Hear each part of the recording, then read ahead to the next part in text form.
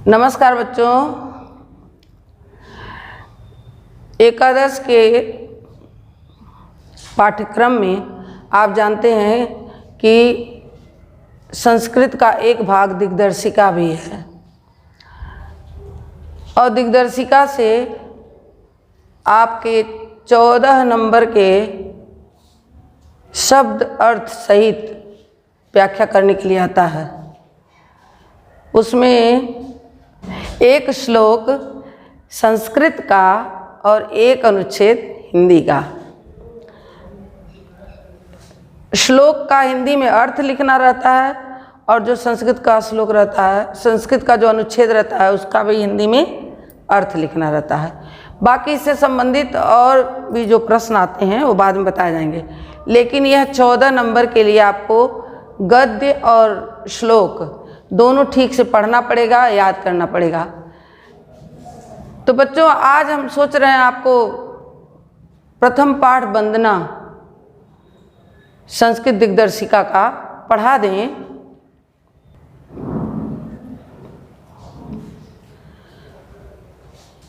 लेकिन संस्कृत पढ़ने के लिए आपको पूरी तैयारी के साथ बैठना पड़ेगा। जो हम अर्थ बताएंगे आपको नोट करना पड़ेगा, क्योंकि जब तक आप शाब्दिक अर्थ नहीं लिखेंगे आपको उसमें अच्छा नंबर नहीं प्राप्त होगा। संस्कृत के जो श्लोक आते हैं या जो गद्य से एक अनुच्छेद आता है, दोनों का अर्थ पूछता है, अनुवाद नहीं कहता है, या अनुवाद पूछता है, व्याख्या नहीं। तो अनुवाद माने भी होता है शाब्दिक अर्थ और अर्थ माने तो शाब्दिक अर्थ है ही। तो इसके नाते आप शाब्दिक अर्थ समझेंगे और नोट करेंगे, कॉपी पर नोट बना लेंगे, जिससे आपके परीक्षा में कोई दिक्कत ना हो। तो आए बच्चे, हम पढ़ रहे हैं, आप भी मेरे साथ दोहराइए। विश्वानि देव सविदुरितानि परासुव जद भद्रम तन्न आसुव। विश्वानि देव सविदुरितानि परासुव जद भद्रम तन्न आसुव। दूसरा है ईशावस्यम इदं सर्वं यद किंचित जगत्याम जगत तेन त्यक्तेन भुंजीथा मा गृधः कस्य सिद्धनम। दूसरा श्लोक फिर से पढ़ेंगे बच्चों। ईशावस्यम, म पढ़ लिए, ई बचा है, इदम सर्वम यत किंचित जगत्याम जगत तेन त्यक्तेन भुंजीथा मा गृधः कस्य सिद्धनम। यदि आप संधि विच्छेद करके पढ़ेंगे तो स्वयं भी अर्थ निकाल सकते हैं। नीचे है सह नौ, नाव अवतु लिखा है, नौ अवतु, सह नौ भुनक्तु, सह वीर्यम करवावहै तेजस्वी नावधीतमस्तु मां विद्विषावहै। सह नौ अवतु, सह नौ भुनक्तु, सह वीर्यम करवावहै तेजस्वी न अवधीतमस्तु मां विद्विषावहै। चौथा है उत्तिष्ठ जागृत प्राप्य वरान निबोधत। पांचवा है यतो यतः समीहसे ततो नो अभियम कुरु सन्नः कुरु प्रजाभ्यो अभयम नः पशुभ्यः। यतो यतः समीहसे ततो नो अभयम कुरु सन्नः कुरु प्रजाभ्यो अभयम नः पशुभ्यः। ध्यान देंगे बच्चों, पहले पे चलें। वंदना में आप जानते हैं कि हम ईश्वर के सामने अपनी इच्छाओं को लेकर उनसे प्रार्थना करते हैं, आराधना करते हैं और अपने कल्याण की कामना करते हुए कहते हैं। पहले में विश्वानि देव सवितुः है। आप देखेंगे जो रकार है वह विसर्ग हो जाता है, उसके बाद हो जाएगा दुरितानि परासुव।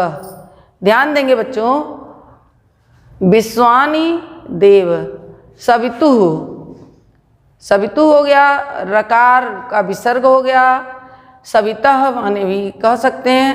दुरितानि परासुव, जद भद्रम तन तत् न आसुअ, न में दो न है तो एक तत् न, ध्यान देंगे, संधि करेंगे तो इसका अलग अलग हो जाएगा, तत् न, तत् न, व्यंजन संधि बच्चों, तन्न हो गया।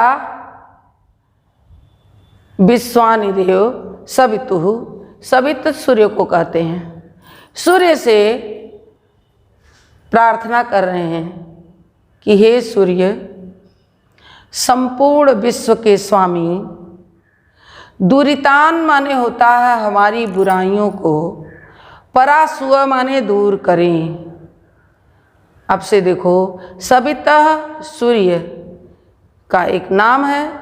हे सूर्य देव, विश्वानि देव, संपूर्ण विश्व के स्वामी सूर्य देव, क्योंकि आप जानते हैं सूर्य संपूर्ण विश्व में प्रकाश न दे तो आप अंधकार में रह जाएंगे। इस नाते कह रहे हैं कि संपूर्ण देव के स्वामी सूर्य, दुरितानि परासुअ, हमारे अंदर की दुरितानि बुराइयों को परासुअ दूर करें। जद भद्रम, जो कुछ कल्याणकारी हो, यद माने जो, भद्रम माने कल्याणकारी, तत् उसको, नः अस्माकं, तत् माने उसको, नः माने हमारे लिए। देखो जब संधि कर दिए तो दोनों पद अलग हो गए। तत् नः, वह हमारे लिए, आस वह प्रदान करें। समझ में आ गया होगा? कोई दिक्कत? संपूर्ण विश्व के स्वामी सूर्य हमारी बुराइयों को दूर करें, जो कल्याणकारी हो वो हमारे लिए प्रदान करें। आ गया होगा समझ बच्चों? दूसरा देखिए, ईशावस्यम इदम सर्वम यद किंचित जगत्याम जगत।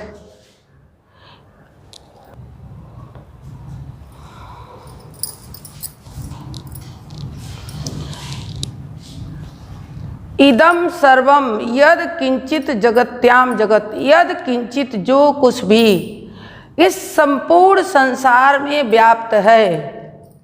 ईशावस्यम, संपूर्ण विश्व ईश्वर के अधीन है। यद किंचित जगत्याम जगत, जो कुछ भी इस सृष्टि में है वह ईश्वर से व्याप्त है। तेन त्यक्तेन भुंजी था, तेन माने उसके द्वारा, त्यक्तेन माने त्याग पूर्वक, त्यक्तेन माने त्याग पूर्वक, भुंजी था माने भोग करना चाहिए। माँ गृधः कस्य धनम, गृधः माने लोभ, कस्य माने किसी के, धनम माने धन को, किसी के धन की लालच नहीं करना चाहिए। ध्यान देंगे, फिर से पढ़ लीजिए। इस संपूर्ण सृष्टि में जो कुछ भी चर अचर व्याप्त है ईश्वर के अधीन है, उसे त्याग पूर्वक भोग करना चाहिए, उसे त्याग पूर्वक भोग करना चाहिए। किसी के धन की इच्छा नहीं करनी चाहिए या किसी के धन की लालच नहीं करनी चाहिए। माँ गृधः, लोभ मत करो। गृधः माने लोभ, गृधः माने लोभ, किसी के धन का लोभ मत करो। समझ में आ गया हो बच्चों? तीसरा ध्यान देंगे, भक्त भगवान से प्रार्थना करता है कि हे प्रभु सह नौ अवतु, नौ नावतु लिखा है यहाँ पर, देखो ना वतु, ए ना को नौ अवतु। नौ का अर्थ है हमारे लिए, हम दोनों। सह नौ हम दोनों, सह माने साथ साथ, सह माने साथ साथ, अवतु सह नौ भुनक्तु, हम सभी एक साथ रहने का प्रयास करें। सह नौ भुनक्तु, भोजन करने का एक उपक्रम हो, एक साथ भोजन करें। सह वीर्यम करवावहै, अगर पराक्रम करने की बात है तो हम एक दूसरे का सहयोग करें, एक दूसरे के साथ पराक्रम करें। तेजस्वी नौ अधीतमस्तु, हम तेजस्विता को प्राप्त करें। नौ, हम दोनों, नौ का अर्थ यहाँ गुरु और शिष्य से भी है। नौ का अर्थ है गुरु और शिष्य, हम दोनों का अर्थ, हम दोनों या गुरु और शिष्य।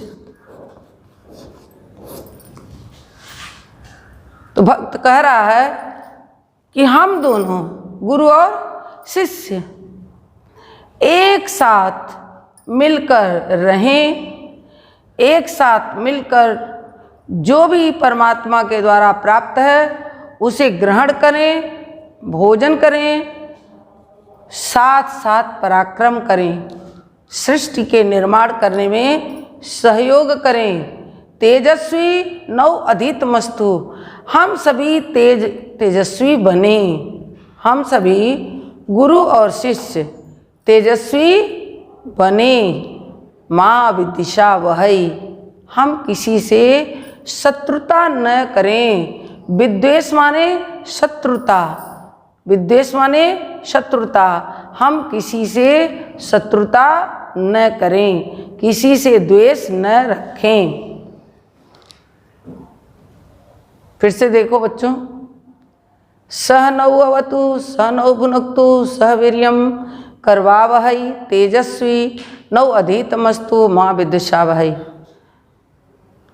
इसमें गुरु और शिष्य को साथ साथ सभी क्रियाओं में रहने के लिए कहा गया है कि हम सभी साथ साथ रहें, साथ साथ अपनी क्रियाओं को कार्य रूप में परिणित करें और ईश्वर की कृपा से तेजवान होएं, किसी से विद्वेष न करें। समझ में आ गया होगा बच्चों। चौथा है उत्तिष्ठ जागृत प्राप्य वरान निबोधत। यह स्वामी विवेकानंद द्वारा आप जगह जगह लिखा हुआ आपको मिलता है। स्वामी विवेकानंद ने इसे अपना ध्येय वाक्य बना लिया था। उत्तिष्ठ, उठो, जागृत, जगो। जागृत का अर्थ क्या है कि जागृत अवस्था में आ जाओ। जागृत प्राप्य वरान निबोधत, जब तक अपने लक्ष्य को प्राप्त न करो मत रुको। सबको याद होगा, कठिन नहीं है।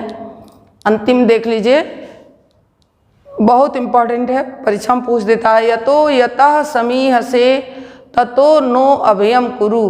यतो यतः, जिस जिस से, समीह से चाहते हो, ततो उस से, नो हम सबको, नो माने हम सबको, अभयम कुरु निर्भय करो। हे परमात्मा,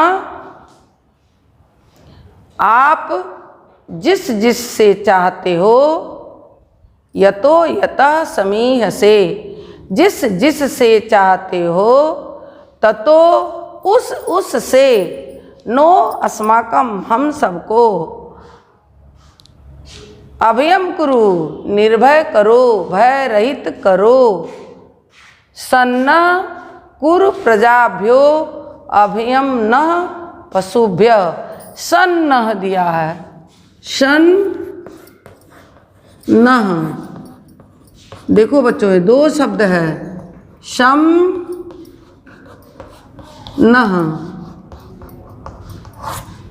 शम का अर्थ है कल्याण, न माने हमारा। सम का अर्थ है कल्याण, न माने हमारा। सम नह कुरु, हम सबका कल्याण करो। कुरु लोट लकार का मध्यम पुरुष का रूप है। सम नह कुरु प्रजाभ्यो अभयम नह पशुभ्य। हमारी सभी प्रजाओं का या प्रजा के लिए कल्याण करो। अभयम नः पशुभ्य, पशुओं से हमें भय रहित करो। समझ में आया होगा? एक बार फिर से बता रहे हैं, यतो यतः जिस जिस से समीह से चाहते हो, ततो नो उन सब से हमें निर्भय करो, भय रहित करो। सम न कुरु प्रजाभ्यो, हमारी प्रजाओं के द्वारा सबका कल्याण करो। अभयम नः पशुभ्य, पशुओं से हमें भय रहित करो। बच्चों, आपको समझ में जरूर आया होगा। इसको ध्यान से पढ़ के अगर कोई असुविधा हुई होगी तो तुरंत बताएंगे। अगला फिर अगली कक्षा में हम आपको बताएंगे इससे संबंधित और क्या क्या पूछता है। धन्यवाद।